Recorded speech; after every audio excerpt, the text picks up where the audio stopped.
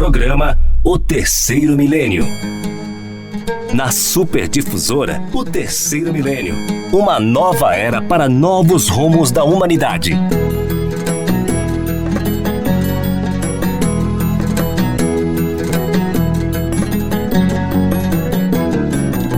Mais uma vez aqui comparecemos para compartilhar com vocês sempre temas importantes, significativos e de fácil compreensão, para que a gente encontre então forças e disposição para podermos modificar para melhor a nossa caminhada, facilitando a nossa jornada, minimizando, os sofrimentos, as dores, os desafios que enfrentamos pela compreensão.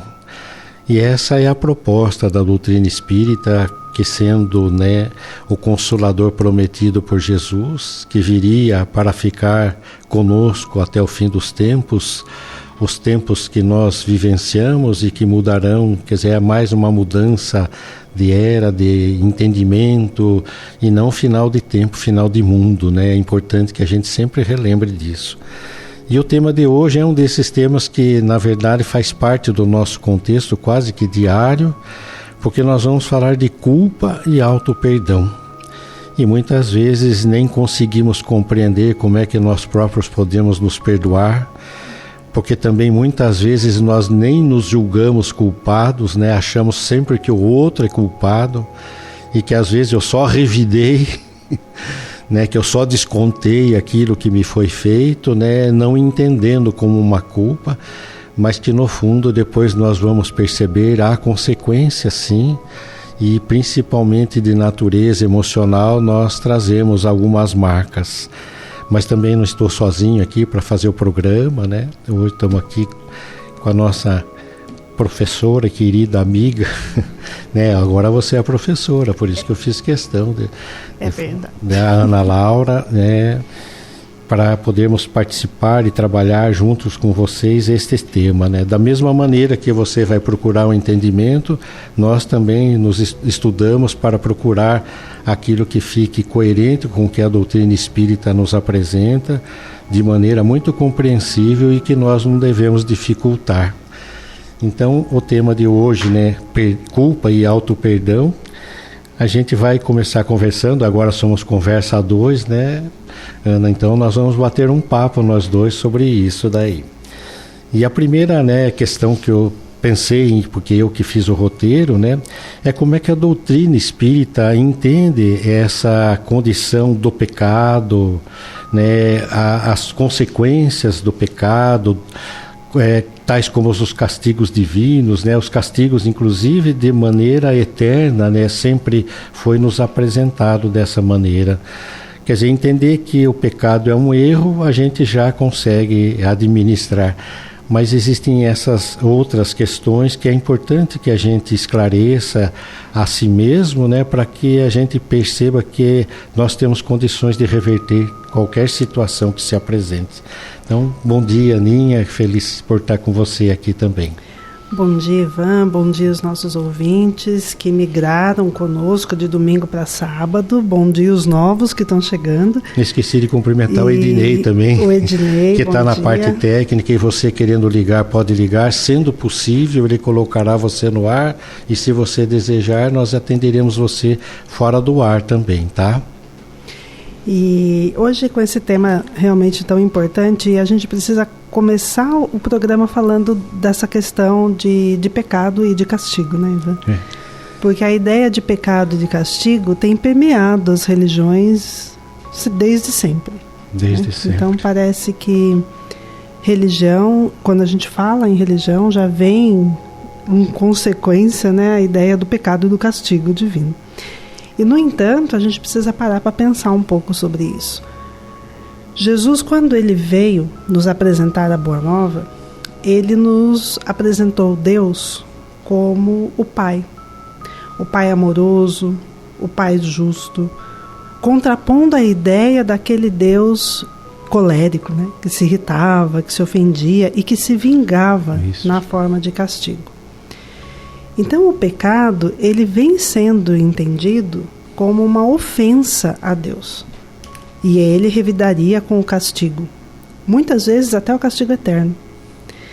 Então, quando Jesus nos apresenta a figura do Pai, amoroso e justo, né, bondoso, misericordioso, ele já quebra essa visão de que Deus iria nos castigar. Né? Porque até o Pai físico aqui da matéria, imperfeito, né? Não castiga seu filho por vingança. Por resto da vida. Nem por resto da vida, nem por vingança, né, Ivan? Qual é o objetivo? E a gente muitas vezes coloca assim o castigo, não físico mais, né? Porque a gente já não põe ninguém ajoelhado no milho mais. Já foi assim.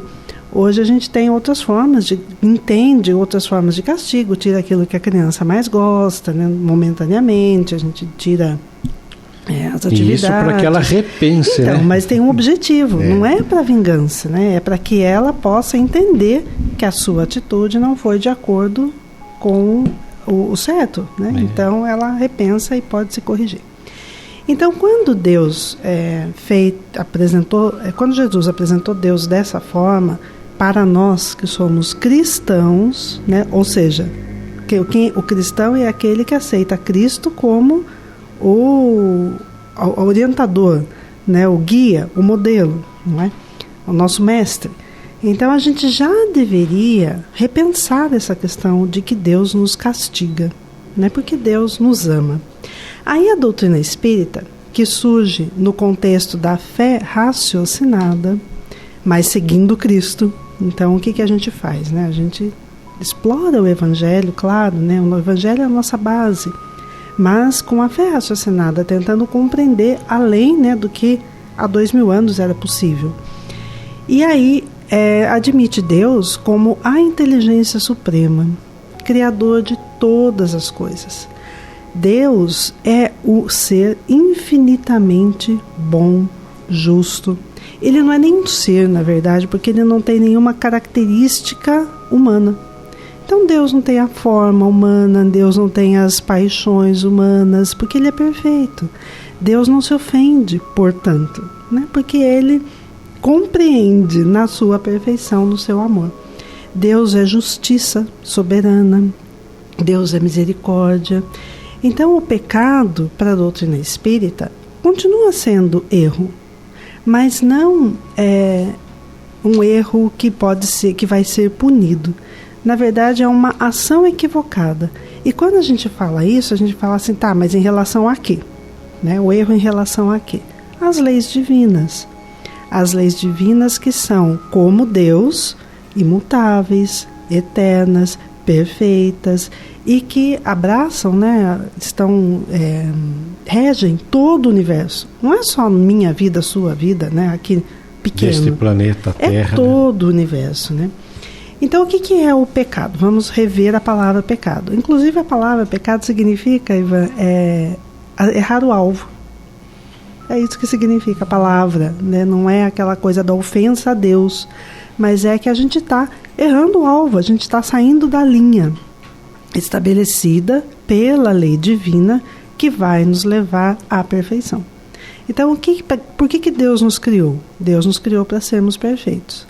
Nesse caminho da gente conseguir a nossa perfeição, que é o nosso destino, através das nossas escolhas, do livre-arbítrio, nós vamos escolhendo certo, escolhendo errado, né? A gente vai, é como descobrir novos caminhos. A gente pega um atalho no trânsito que nos leva a um lugar que não é o que a gente quer ir. E a gente tem que fazer o quê? Recalcular a rota, né? E tem que voltar para a linha, voltar para a nossa rota.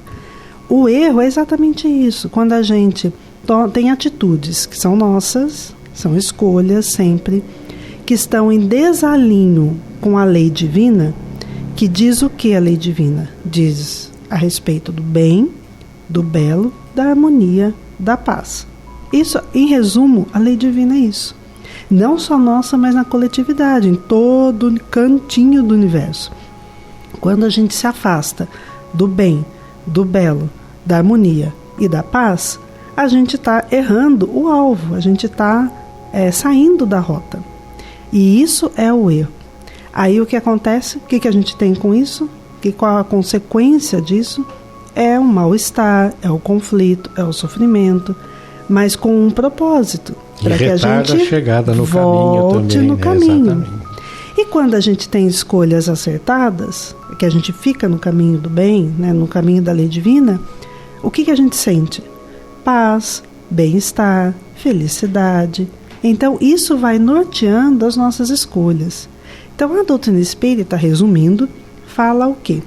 Que a gente tem sempre a consequência das nossas escolhas. E que Deus não se ofende. Mas a sua lei é lei. Né? É uma lei que abraça todo mundo, que é a que norteia todo o universo. Então, quando a Ninguém gente... escapa. Ninguém escapa, obrigada. Quando a gente tem atitudes que fogem dessa lei, ou seja, quando a gente peca, ou quando a gente erra, quando a gente se equivoca, nós vamos ter consequências. E essa consequência, ela não é um castigo, porque ela não é imposto. Ela é uma consequência natural. É uma consequência automática.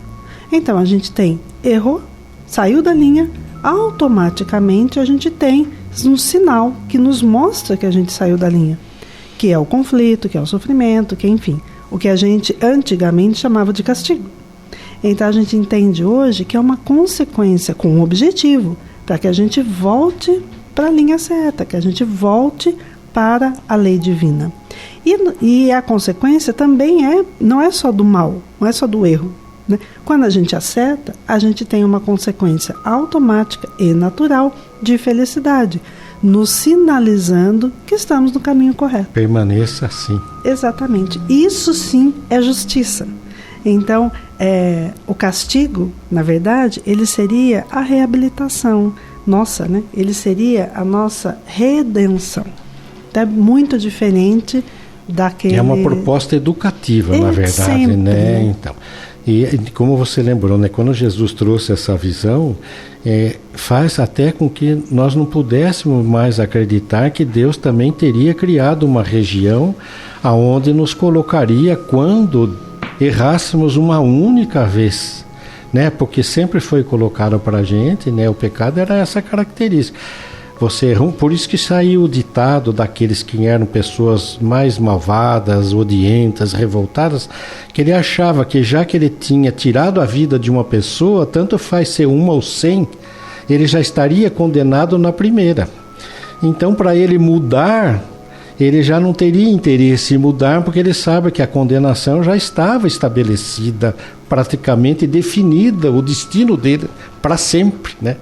Então não havia o esforço, por falta de compreensão. E isso até incitaria mais ao mal. Exatamente, né? Tanto que às vezes, né, a gente ouve das pessoas que cometeram um assassinato, ou seja, ele não tem preocupação. Ele se transforma até alguém que se vende para tirar a vida do outro, ou seja, ele cobra para isso, mesmo que não tivesse nada a ver com ele, ele tira a vida de uma terceira pessoa para receber um benefício financeiro, material, seja o que for, porque ele já entende que ele já está errado. Então eu vou aproveitar enquanto eu... Já que eu vou para o inferno então, mesmo. Exatamente. E não havia nem motivo para mudar.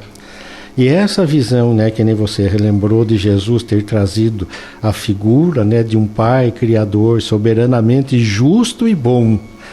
Quando se fala justiça absoluta, nós sabemos que não há erro nenhum.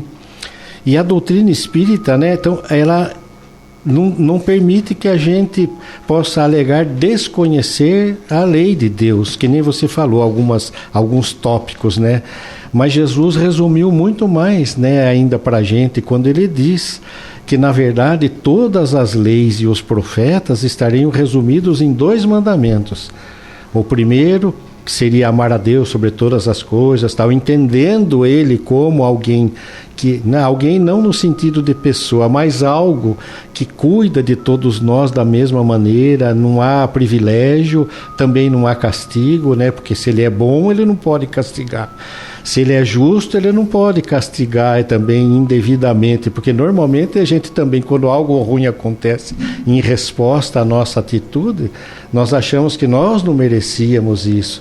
E na verdade é uma correção de rota, né? É uma coisa educativa, ou seja, quando a dor me alcança e não fui eu que provoquei, na verdade é o Waze corrigindo a minha rota para que eu vá para o caminho correto. E eu não posso alegar, então, o desconhecimento também, porque, na verdade, a gente tem que pensar que quando Jesus resumiu que era amar a Deus, e o segundo mandamento que ele disse que era semelhante ao primeiro era amar ao próximo, ou seja, eu só posso fazer para o outro aquilo que eu gostaria que me fizessem, ou seja, eu não devo fazer aos outros aquilo que eu não gostaria que me fizessem. Então não tem como eu alegar que eu não entendo, que eu não conheço as leis divinas, que eu não decorei os 10 mandamentos, ou seja lá o que seja. Sabe, vai até além disso, porque não é só, a lei divina não vale só para os cristãos que conhecem o que Cristo nos deixou, né, como uma interpretação, uma tradução, um jeito prático de colocar a lei divina na nossa existência, né, que Exatamente. é fazer ao outro que gostaríamos que fosse feito a nós mesmos. Porque nem todo mundo é cristão, nem todo mundo conhece. A lei divina, ela está dentro de nós, ela está na nossa consciência. Então ela está inscrita na nossa consciência. É uma pergunta, né, do Livro dos Espíritos. Onde está? Como é que a gente sabe dessa lei?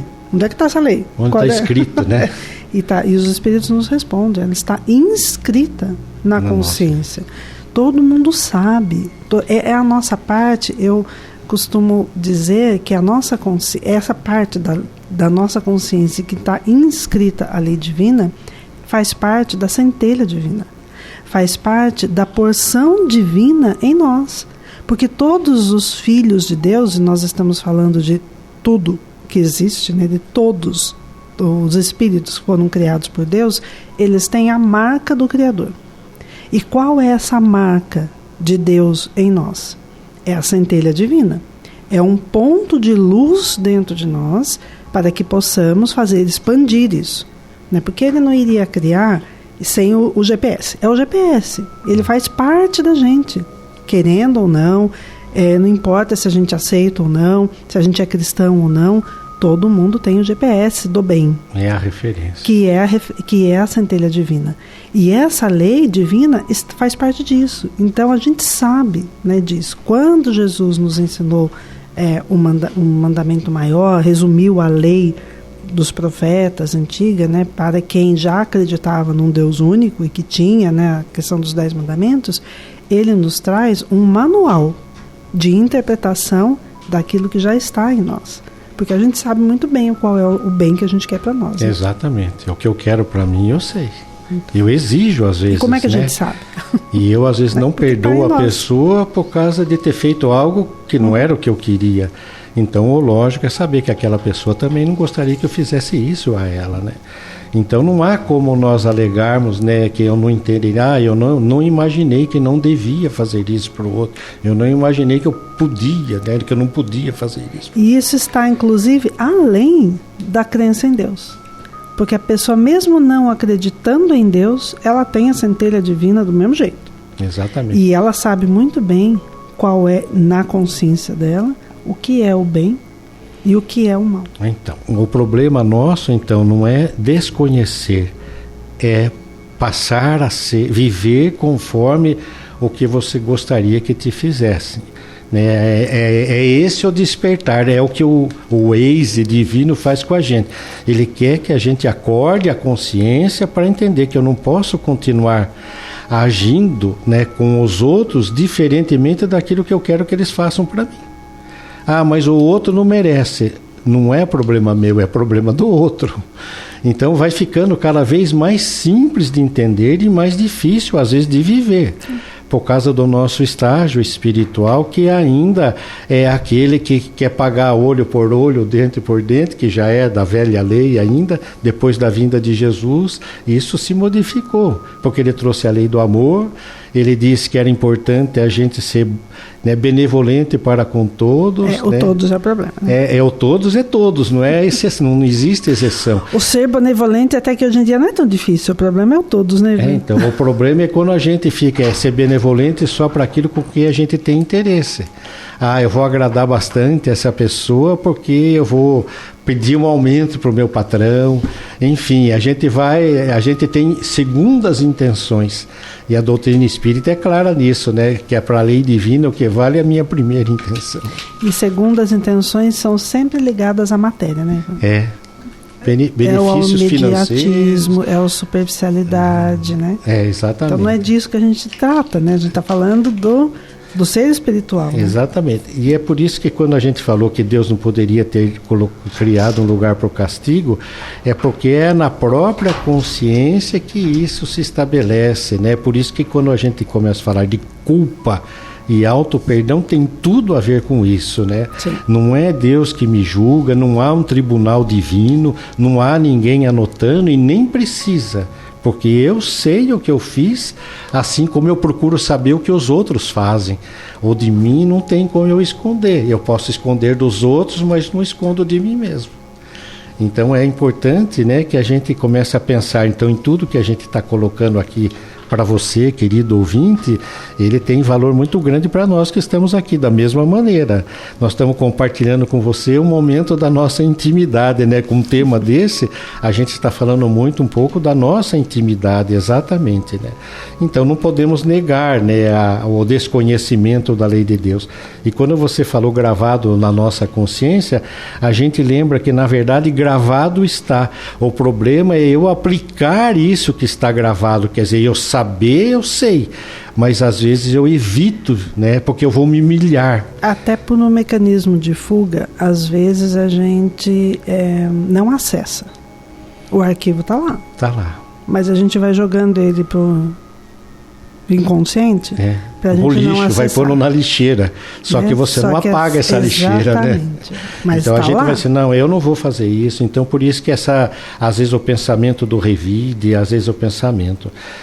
Então começa a entrar daí naquele sentimento de culpa, né? Então, porque você veja bem, por mais que a gente não admita para os outros, muitas vezes, ou na maioria das vezes, ou todas as vezes, quando eu faço algo muito fora do contexto, ou simplesmente fora, né, eu saí daquele trilho que você vinha falando, do caminho que está sinalizado como ideal para mim, eu saí dali. Então, eu sei que eu saí do caminho, eu não tenho como dizer, porque a gente diz que a gente não tem como alegar desconhecimento da trajetória, da lei divina. Então, algo é causado na minha intimidade, emocionalmente, psicologicamente, enfim, algo é causado, eu posso não admitir. Se eu pedir perdão para Deus por causa disso, por exemplo, eu menti a respeito de uma pessoa visando prejudicá-la intencionalmente, e eu posso até não ter imaginado que poderia, né, causar alguma coisa, mas eu sabia que poderia acontecer. Então eu causei um mal-estar para alguém, né? Essa pessoa pode até nem saber que fui eu que fiz isso. Mas eu sei que eu fiz isso. Então, o fato de eu pedir perdão para Deus, porque para a pessoa entender é mais difícil de eu ir fazer. Mas para Deus, às vezes, num momento, né, extremo, eu falo, Senhor, me perdoe, eu não devia ter feito isso. Isso é suficiente?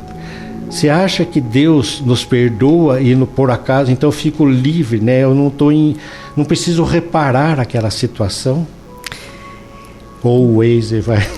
O Waze vai recalcular a rota e jeito. Mas assim, vamos primeiro falar um pouquinho desse sentimento de culpa. Para a gente entender por que a gente mesmo... Que atormenta a gente, vamos ser sinceros. Exatamente. Você perde noite de sono, se você acorda, você lembra disso, isso fica presente desde o dia que você... vira um conflito. Vira um conflito. E por que vira um conflito? Um remorso. Porque como a gente tem a lei divina inscrita em nós, está na nossa consciência... Quando a gente se afasta, ou seja, quando a gente erra, quando a gente, entre aspas, peca, por palavras, por ações, por pensamento e palavra... É exatamente isso que eu também queria lembrar, né? Porque não é só fazer, não é só fazer, é o pensar, é o falar. Jesus falou, vocês pecariam por pensamento, palavras. Exatamente. Quando a gente tem essas atitude, pensamento ou palavra, em dissonância, ou seja... em desacordo com a lei divina, nós entramos no conflito porque a gente está numa outra vibração. É como uma nota musical, como numa música harmônica seria a lei divina. Quando a gente erra a nota, você destoa. Muito. Todo mundo escuta aquilo. Então, é por isso que a gente entra em conflito, porque a gente não está mais em harmonia com a lei divina. Então, isso para nós vira um provoca conflito, um distúrbio energético, porque provoca um desequilíbrio, uma distonia. Né? Então, por isso que a gente entra no conflito. E aí, a gente achava, né? E era mais fácil, né? Falava que se pedisse perdão para Deus, a gente entrava de novo na sintonia. É importante pedir perdão para Deus. Não é que a gente fala que não é importante. O que significa o pedir perdão a Deus? É o aceite da nota errada. Né? Exatamente. É o reconhecimento. Opa, fui eu responsável por essa nota errada nessa música. Né? Eu errei. Né? Saí do tom. Então, isso é o pedir perdão para Deus. É a gente colocar, é quebrar o nosso orgulho, na verdade. É a gente colocar na posição de humildade da criatura que erra, porque nós não somos perfeitos como Ele. Né? Então, é importante, é um primeiro passo, porque é o que nos dá o aceite do equívoco, a consciência do erro cometido. Só que, como o nosso filho erra, e ele chega pra gente e fala assim: ai, pai, desculpa, eu errei, bati o carro. Eu errei, não era pra ter pego o carro, peguei o carro, bati o carro, desculpa. A gente desculpa. Só que isso conserta o carro? Não. Então, pedir perdão a Deus é importante porque é o primeiro passo, mas não basta. A gente, para entrar de novo em equilíbrio, né, que a gente está desequilibrado por causa do erro, a gente precisa reparar. A gente precisa consertar o que a gente fez, seja com aquela pessoa mesmo, ou seja numa atitude, porque o conserto é nosso. Não é que a gente precisa fazer o caminho exatamente de volta, mas a gente precisa achar de novo o caminho. Para não sair nessa trilha de novo. Exatamente, né? Através da transformação. Então, quando a gente repara o erro, a gente se transforma, a gente aprende a tocar a nota certa. E a gente fala: opa, essa nota eu não erro mais. Porque essa eu já errei, eu já me arrependi, eu já pedi perdão, já assumi que fui eu, já treinei, agora esta nota eu sei. Eu posso até errar outras, mas aquela nota eu não erro mais. Então, essa que é a função da reparação, é a nossa transformação. Então não adianta pedir perdão para Deus. É importante, até porque Deus não se ofende. Ele não precisa perdoar, ele porque não Ele precisa, nos ama, né? Exatamente. Como pais imperfeitos, a gente que ama vai olhar com olhos de ternura e vai falar: bom, você desta vez, agora este erro não pode ser repetido, filho, de verdade. Até eu perceber que você não melhorou, quando você melhorar, até isso eu não vou poder dar o carro de novo para você. Pois é. Então é o que a lei divina vai fazer conosco. Exatamente. E quando nós nos dirigimos à pessoa que sofreu as consequências do nosso erro, é para que a gente vá quebrando o orgulho, a gente vai se tornando uma pessoa mais humilde e falar: cara, eu devia ter vindo já falar para você. Primeiro que eu não devia ter feito isso, porque não é justo o que eu fiz. Mesmo que você não me perdoe, eu tenho que vir falar isso para você, porque eu não estou conseguindo mais dormir. A minha vida mudou por causa disso. Então essa humildade, por isso que Jesus fala muito da humildade, por isso que os Espíritos nos ensinam que é o egoísmo que gera o orgulho, é que faz com que eu sofra muito mais. Porque eu acho que eu sou tão bom ou melhor do que os outros que eu não posso me humilhar a ponto de falar: na verdade eu preciso me humilhar, eu preciso lixar, eu preciso tirar do meu roteiro essa estrada que eu preciso tirá-la do meu roteiro, senão logo né, o Waze me envia para um lugar e eu falo: não, aqui eu tenho que virar, como sempre. Né, eu vou lá, vou agredir outra pessoa, vou ferir outra pessoa, vou prejudicar outra pessoa. E o conflito só aumenta. E continua. Exatamente. O desequilíbrio só porque aumenta. O que a lei divina quer é que eu não seja mais o mesmo. É isso que precisa ser entendido, né? Então a gente vê que como é importante tudo isso. Então a gente vai vendo. E qual que é o mecanismo que Deus usa para nos ajudar na mudança, que não seja a reencarnação? Eu penso não existir outro mecanismo, né? A reencarnação é onde a justiça divina se faz para que eu me modifique. A oportunidade de eu reconhecer a rota errada e apagar ela da minha jornada. É muito interessante, né, Ivan, quando a gente pensa na reencarnação como uma viagem. A turma pensa que é um castigo, na verdade, Então, e muitos não é. que não sabem, não entendem. Eu vou vir de novo para sofrer de novo, se você não souber mudar de olha, caminho. e tem muita gente que conhece a doutrina espírita e continua achando que é um castigo. Que né? é um castigo. Que a gente reencarna para sofrer, para pagar erro. E não é. Não é para pagar. Né, para a gente apagar as rotas erradas, não o erro, porque o erro vai ser sempre erro, mas é você ressignificar. Então, a reencarnação, é como uma viagem mesmo. Você tem um ponto de partida, você sabe aonde você tem que chegar e você tem um longo caminho a percorrer. Com a vantagem que você esqueceu o caminho errado que você fez antes. Exatamente, né? Só que a gente volta, é como se a gente voltasse, entendeu agora que aquele caminho você não pode pegar, porque lá não vai dar onde você precisa chegar? E nem então, as pessoas que naquele caminho você prejudicou não lembram também, para não ficarem te cobrando toda hora, para que você faça isso por escolha própria. Então veja que Deus limpa, né, a nossa trilha errada, mas se eu ainda virar naquele caminho por vontade própria, é escolha minha. Mas no meu roteiro não está novamente eu virar naquele caminho, ou ir naquela direção, ou ir de encontro àquela situação, né? Então a gente vê que não é Deus que coloca a gente, né, no caminho errado para eu entrar e sofrer. Na verdade, Ele tira tudo isso para que eu, por vontade própria, com a consciência um pouquinho abalado, né, a consciência de culpa, então você fala, puxa, você sente dentro de você que não é conveniente você fazer isso, mas chega uma hora que, se a gente não venceu, a gente ainda pega aquele atalho, infelizmente, né? Mas é o que a gente conhece, porque né? A gente já tem essa vivência. O hábito. É o hábito, é o né? hábito. Então nós precisamos mudar. Por isso que o trabalho de tomar consciência é importante. E o único que pode mudar esse roteiro sou eu mesmo. Sim. Do meu roteiro, ou dos outros eu não posso mudar. Ainda o ontem, ex é ele que controla. Ainda ontem, no nosso grupo de jovens, que acontece no Guerra, às 8 horas, na sexta-feira, 8 horas da noite, os jovens nos perguntaram por que Deus permite, né, que essas coisas, os obstáculos aconteçam na nossa existência. Porque eu falei assim, para a gente não ser filho mimado. Porque se a gente tira de uma criança que está aprendendo a andar tudo da frente dela, ela vai aprender a andar muito mais fácil. Mais rápido, inclusive, né? Só que, na hora que ela tiver na vida real, os obstáculos estarão lá, porque é normal isso. Ela vai ter que ter e cautela. ela não vai saber como é que vence os obstáculos. Então Deus não deixa a nossa vida tão simples assim, fechando as rotas erradas para que a gente obrigatoriamente trilhe a rota certa, porque na hora que a gente precisar, a gente vai saber lidar com isso. Não vai Nós ter não mérito somos filhos mimados. Deus não é o pai que mima. Ele é o pai que incentiva o crescimento, a evolução, mas não que mima.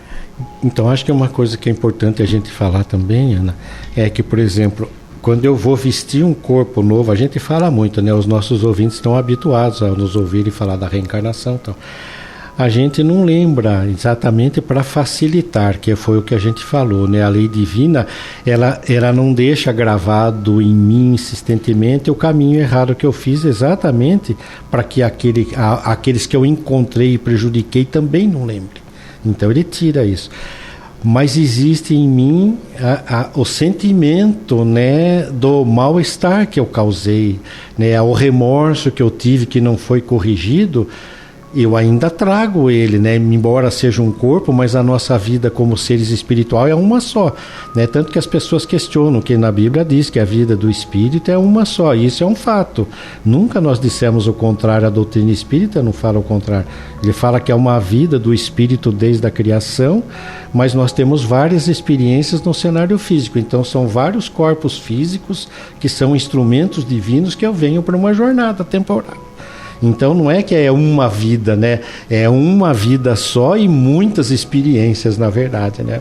Então eu trago esses conflitos não resolvidos, ainda me pertencem. Eu só troquei de carro, né? Eu só troquei de carro, né? Só troquei o exterior, mas eu sou o mesmo, né? E isso nos causa conflitos muitas vezes, né? Os traumas que a gente tem medo disso. A gente fala assim, eu não lembro, mas eu tenho uma sensação, né, uma sensação estranha. E aí é interessante a gente pensar nisso, né, Ivan? Quem nós somos, né? Então nós somos espíritos, não é só... Um espírito imortal. Então, tivemos um começo. Fomos criados nisso. E isso tudo vale para o reino, né, hominal, já da razão, desde que a gente adentra já o reino da razão, né? Por isso não dá para a gente voltar atrás e ser bicho de novo, né? Porque a gente já fez a individualização, a gente já é um espírito. Tivemos um começo, não vamos ter um fim. Então, por isso somos imortais. Quando a gente reencarna, a gente tem um corpo material para poder ter a experiência na matéria.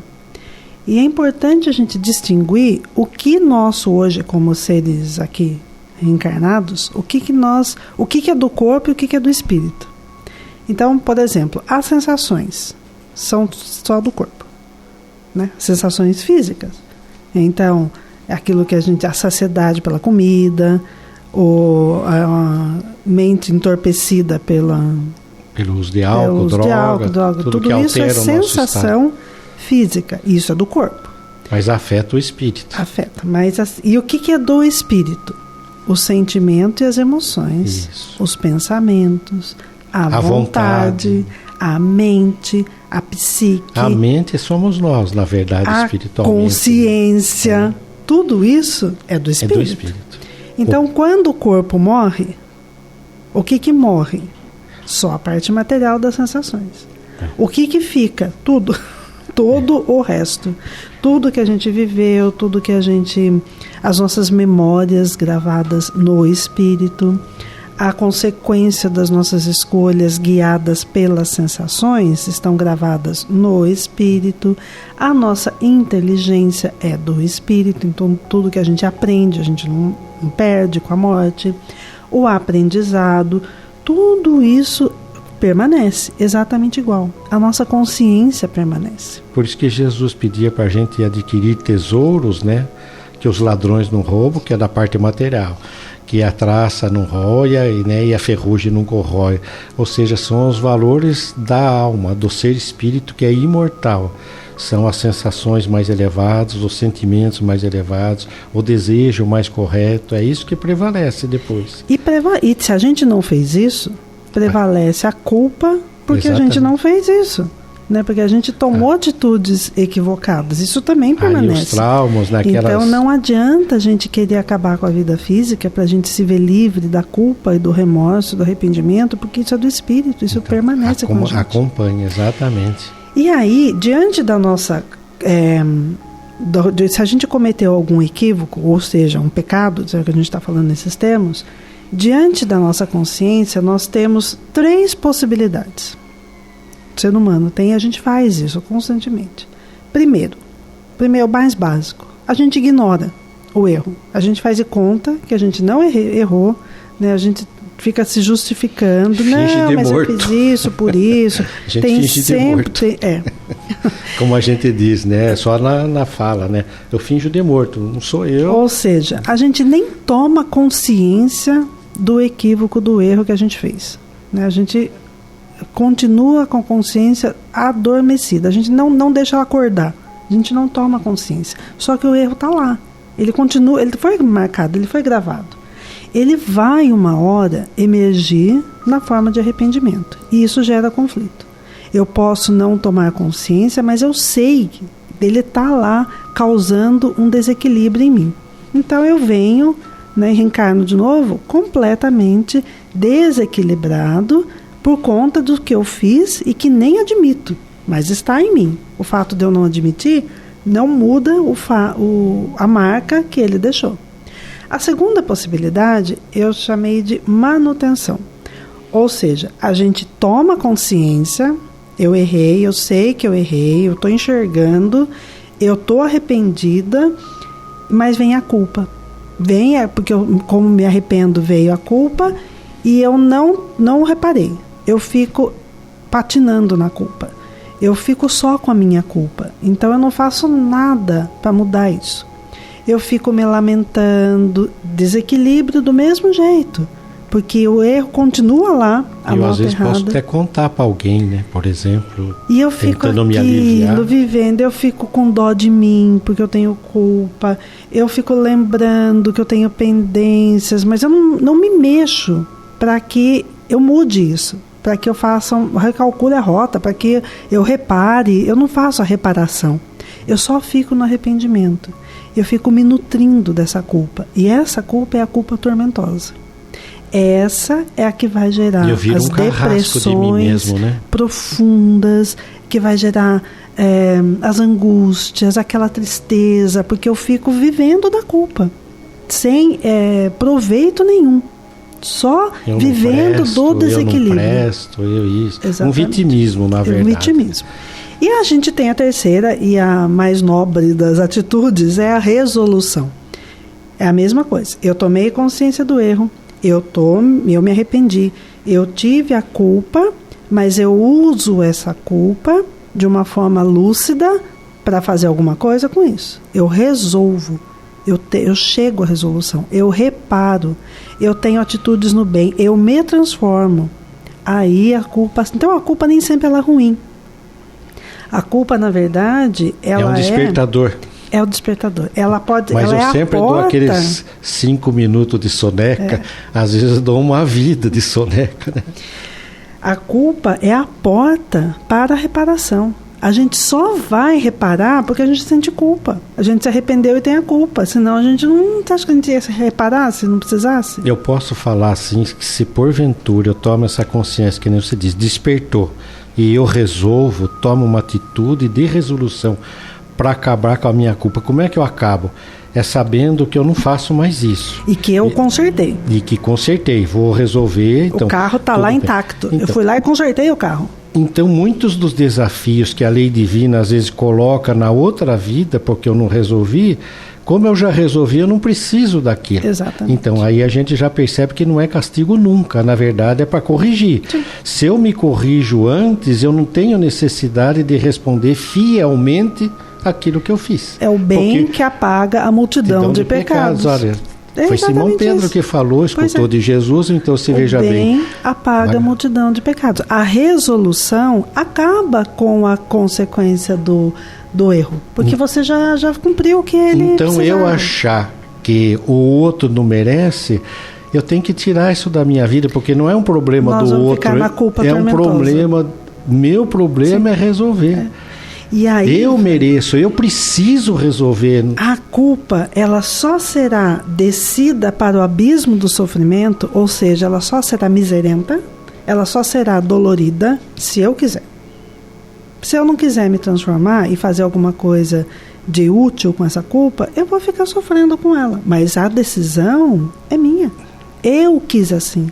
Porque me falta o ânimo para o trabalho, para resolver aquilo que está me atormentando. É como uma pessoa dependente química que sabe de tudo o mal que ele está causando e causando a si próprio e aos entornos, e ele não consegue achar a vontade, né, a força de vontade para poder superar. Sim.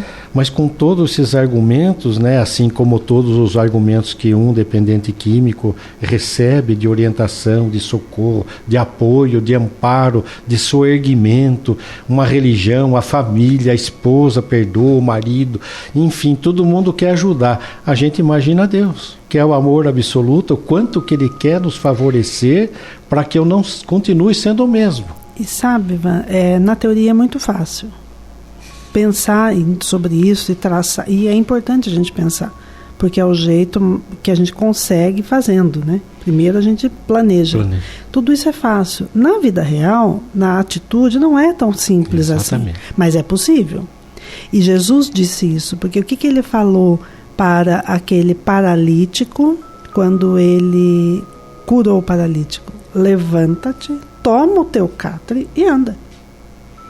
Ou seja, levanta daí. Está na culpa por quê? Porque você quer. Você tem condições de levantar, tomar o seu leito lá que estava te fazendo patinar na culpa e fazer alguma coisa com isso.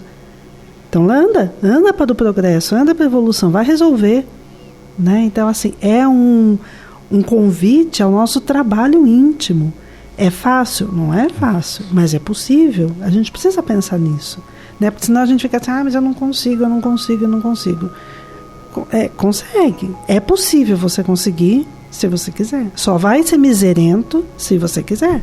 Só vai ser no sofrimento enquanto a gente quiser. É o último recurso que a providência divina usa, mas precisa usar para que eu mude. É como um médico que chega no ponto e fala, não tem mais jeito. Todo o tratamento que eu dei você não fez, eu vou precisar fazer uma cirurgia, se você quiser continuar vivendo no corpo físico. Então chega uma hora que a lei divina, por misericórdia, ela impõe situações terríveis para que chegue num ponto.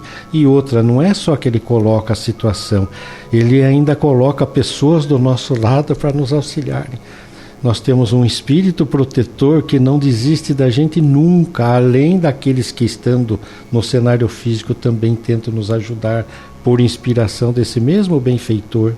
Né, ajude, ele está na hora, agora é o momento mais importante da vida. E quem são, né, esses espíritos que estão, o que eles estão fazendo na nossa existência?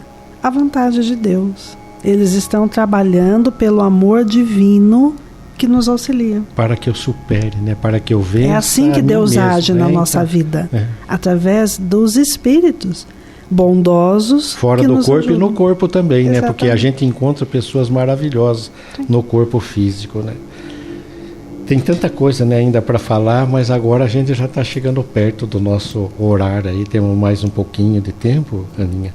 Então a gente percebe que quando eu começo a pensar em me modificar, eu já estou construindo, né, uma sensação de perdão em mim mesmo.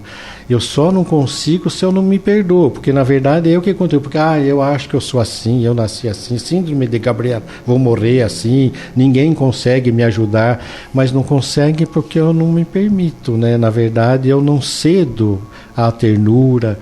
É difícil, como você disse, mas se eu pensar que a coisa mais... Quanto sacrifício a gente não faz, às vezes, para comprar uma coisa que é material que nos agrada. Pense nesse valor que é para toda a eternidade.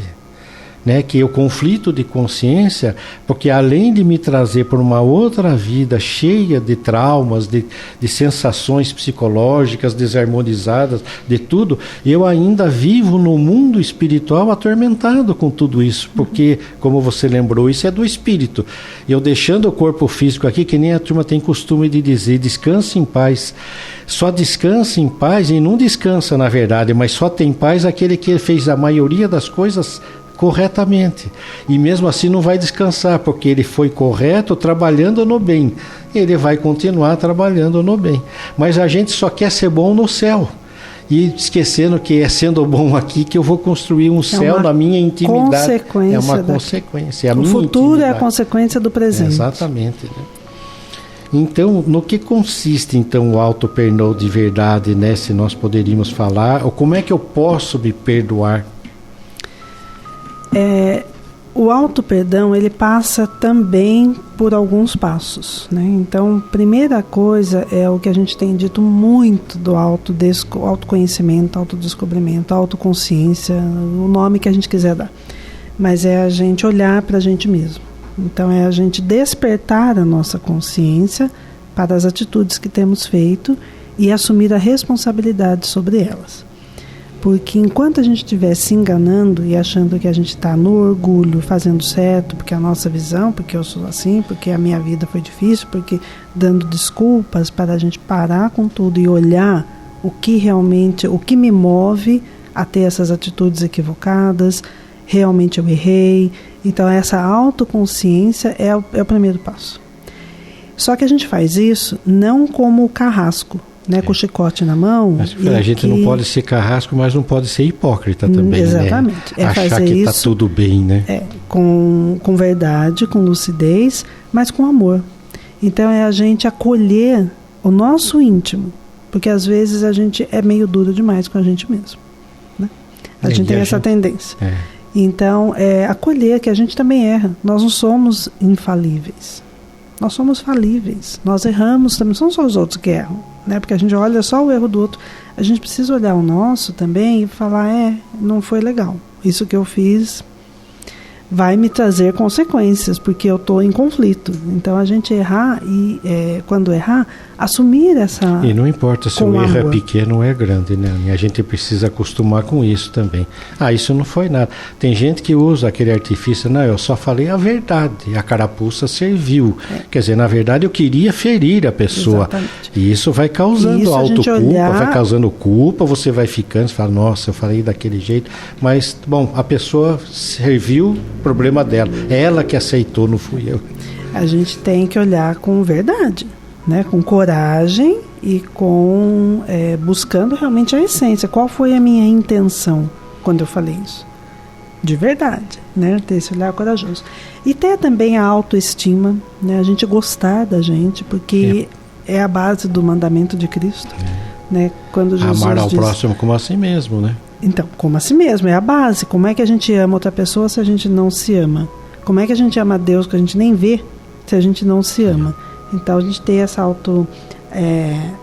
autoestima. É uma autodescoberta, você tem que descobrir isso, né? A aceitação, a confiança de que eu errei, eu me equivoquei, eu não estou sozinho na reparação, eu tenho ajuda, né? Deus não me criou para errar, eu preciso aceitar porque eu sou amado por Deus. Então, a gente ter essa confiança nas nossas potencialidades. Se a gente erra, foi por nossa escolha, mas a gente tem ferramentas para lutar contra isso. E saber que o que nos aguarda é infinitamente compensador, porque a não mudança vai nos levar para as mesmas situações que eu continuo vivendo, as dores que eu tenho, os traumas que eu tenho. Sou eu o único responsável por isso. É esse papel que a doutrina espírita trouxe, que na verdade, o senhor Alexandre que dizia assim para mim, falava, a doutrina espírita faz com que você coloque o seu saco de defeitos na sua frente e você comece a olhar que você tem que resolver isso. Não depende dos outros. Os outros não são os nossos problemas somos nós mesmos. Então, para isso, né, eu fico pensando, né, quando Jesus dizia, meu reino não é deste mundo, ele não estava falando do cenário físico da existência só. Quer dizer, a gente entende que o reino dele é da realidade espiritual, porque é a nossa verdadeira vida. Mas ele estava falando desse mundo egoísta que eu criei em mim mesmo, esse mundo orgulhoso de querer posse a qualquer preço, de mentir, de lesar as pessoas para levar vantagem, enganar os outros, trair a confiança dos outros, seja o que for. É esse mundo que não era o mundo dele. Ele falou, meu reino não é desse mundo. Ele enfrentou o mundo dos poderosos lá, quer dizer, Pilatos lavar a mão não significou nada, porque o mundo que ele estava, ele quis simplesmente se isentar de se envolver com aquilo lá. E ele, sabendo que poderia ter dito, falou, não, ele é inocente, eu não tenho o que fazer com ele, mas ele lava minhas mãos, deixa. Então, você vê, é esse mundo que não é o mundo que Jesus planeja para todos nós, já que ele é o responsável, né, por todos nós. E nós deveríamos ter a responsabilidade pela vida, né? Por esta existência. Exatamente. Temos que viver responsáveis, né? Nós somos criados por Deus para o amor. O amor absoluto. A gente esquece disso, a gente se deixa diminuir a nossa fortaleza, o nosso potencial por conta das coisas que nos acontecem, das pessoas que a gente não perdoa, dos erros que a gente faz. A gente esquece do potencial divino, a gente esquece que ninguém está desamparado e que Deus tem grandes propósitos para todos nós, que é a perfeição. E o maior erro que a gente tem é achar que os outros não merecem que eu mude. E o problema não são os outros, eu preciso mudar porque é a minha destinação. Então eu lembro, né, de Paulo, né, que na transformação perseguidor dos cristãos, defendendo o ideal que ele tinha consciência de que era o correto, e mandava matar cristãos, apedrejou cristãos, e depois, num determinado momento, ele chega a dizer, ontem eres trevas, hoje sois luz no Senhor, que é o nosso caso, nós temos a informação de Jesus. Andai como filhos da luz. Então, de nós, os outros só podem e devem esperar o melhor. Então, o mínimo que eu posso fazer é ser melhor por mim mesmo. E que todo mundo possa se beneficiar das bondades que eu vou ter, o meu gesto, minha atitude, a vontade de socorrer. E eu vou parar de ter trauma, vou parar de ter culpa, eu vou parar de ter tudo. Então, nesse momento, a gente encerrando o programa, desejamos, né, que este sábado seja de oportunidades de reflexão para você, que tenha um domingo agradável, uma semana fantástica, e nós estaremos de volta no próximo sábado com mais um programa, né, o Terceiro Milênio, uma nova era para novos rumos da humanidade.